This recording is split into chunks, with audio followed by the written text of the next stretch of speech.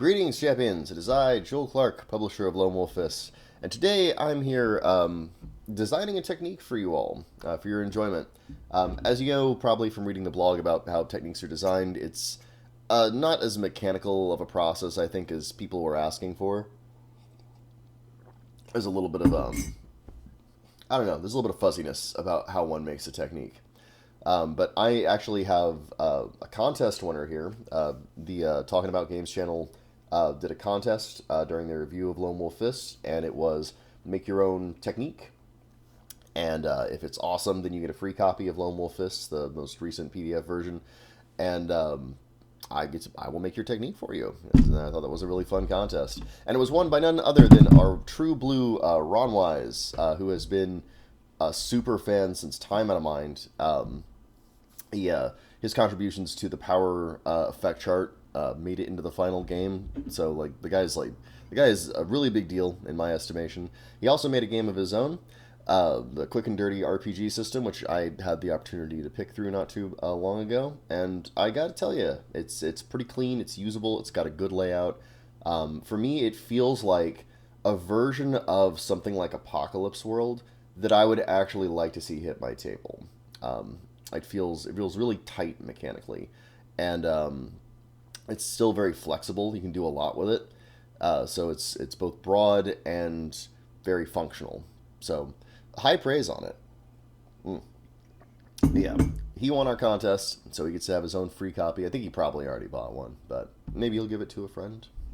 Grow our little circle of fist goons a little bit. And he wrote the following technique, and the cool thing about it is it's already kind of in rules language, so I don't have to do much in terms of turning it into something in the language of the system. But it's called Prana Pathway Inflammation Technique, which, by the way, I'm not going to monkey with that name. I like that a lot. It sounds like puffy and itchy and wretched. Prana Pathway Inflammation. Ugh. Anyway. With this precise pressure point strike, you can inflame the pathways of your opponent's open chakras, causing them to constrict and cause a great deal of pain commensurate to the amount of prana the opponent has gathered, kind of like clogging up an artery that's jam-packed with blood cells. This strike deals an additional amount of damage equal to the prana the opponent has gathered, while racking them in terrible pain, similar to that shocking sensation you get when you hold in a sneeze, but persistent. Should the subject willingly disperse their prana, they will alleviate the condition. If the condition is roleplayed, the character suffers intermittent momentary paralysis every couple of seconds or so. If enacted mechanically, the target temporarily loses access to one focus slot and suffers a 1 die reduction to their effort pool. So, that is the current text of the technique. And I like it.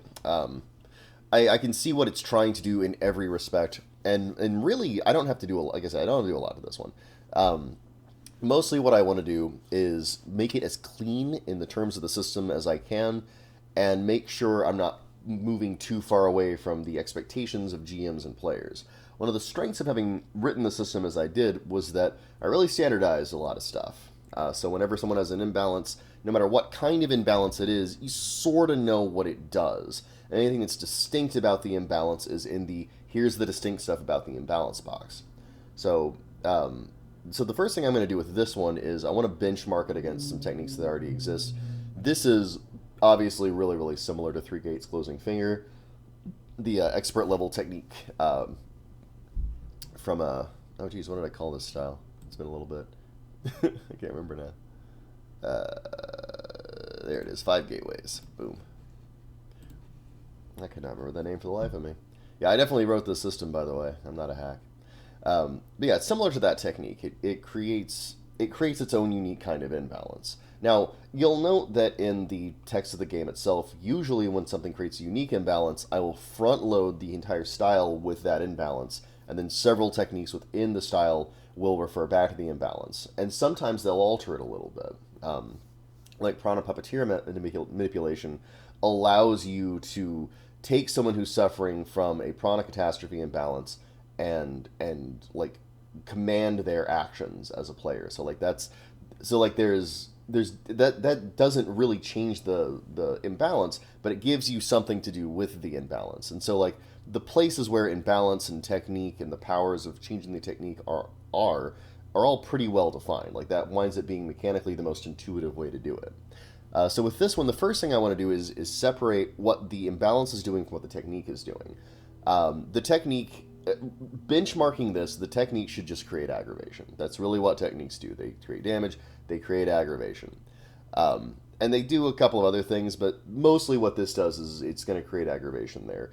I like the idea that you get additional aggravation equal to the amount of prana in their prana pool. Now, I would want to make certain I was using that system language so people would know exactly what we were talking about, because that just clarifies what it does. We have prana pools, and we can very easily count the amount of prana in them. So, it's a normal technique. I would make it more or less identical with 3 gaze closing finger, except instead of doing 3d10 aggravation, it would simply increase the aggravation that it deals equal to the amount of prana currently held in the opponent's prana pool.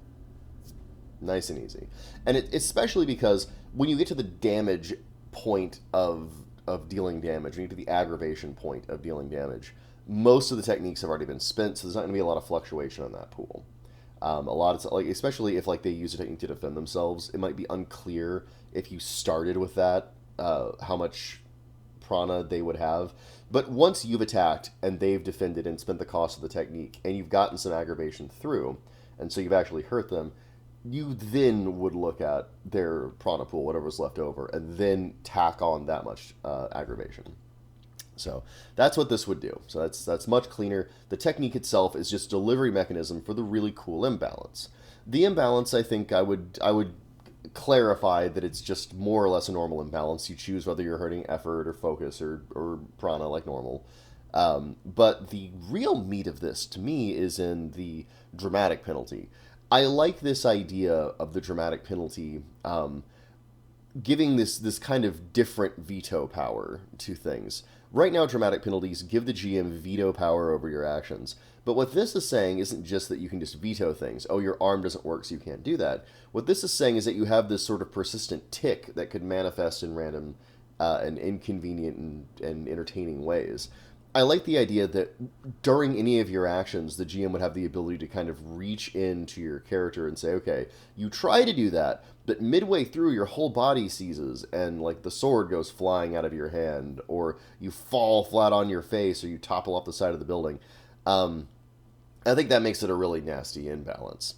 I also like the idea that if your prana pool ever becomes 0, the imbalance vanishes like a bad dream. That's really nifty because characters now in this draft have this kill switch where they can just turn off their prana flare and empty out their prana pools, just reflexively. And that sucks because like you go back down to 0, which can really hurt you if you're doing it mid-fight. But if this imbalance was mean enough, it might actually be a really good move to do. So what I like this in a lot of ways. I really like the idea that you have to completely shut down your aura to make it work, or to heal yourself, because it means that this is a really good technique to send towards a high priority target, because it would really mess them up. High priority targets, especially spirit enlightened based heroes, would be really hurt by this. Really, most characters would, I think. But enlightened heroes are definitely going to feel the sting here because they can't really fall back on effort or anything like that. But yeah, anyone, like any boss level character who's got like a pile of prana they're using to fight the whole party, this would be a really nasty way of like really bringing the hurt onto them. And after having ran a few, more than a few, I guess, sessions, I know for a fact that even though most of those boss characters have really good defenses that'll allow them to just push this aside, for the most part, you don't see techniques like this come out until they are low on effort, low on prana, and getting their butt kicked. So there's an interesting balancing factor to it where the best time to use it against a boss like that would be whenever they can't afford a powerful technique to defend themselves with it. But that would be the lowest value use of it because you wouldn't hurt a lot of their prana. They could just switch their prana off and begin to blaze again next round, and you're not hurting them that much. Meanwhile, someone who's really dangerous and has a lot of prana, it'd be much more challenging to get this technique off on them, but it would hurt them harder. So I like that. I think that's a nifty blend. I want to do it at expert level.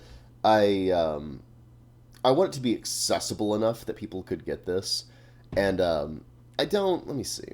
I don't necessarily think that it's powerful enough for master. I might revise that idea. 3d10 aggravation is pretty high, just as a base amount, which is what 3 gates closing finger gets you.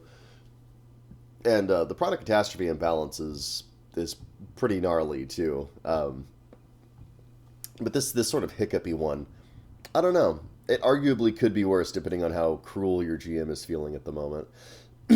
But yeah, I would definitely want to clarify what the dramatic penalty does in very specific language, so that GMs understand that this is whenever the dramatic penalty is chosen here, that is carte blanche um, for them to be able to just like, you know, make actions comedic or entertaining in a way, because they're seizing up during these things.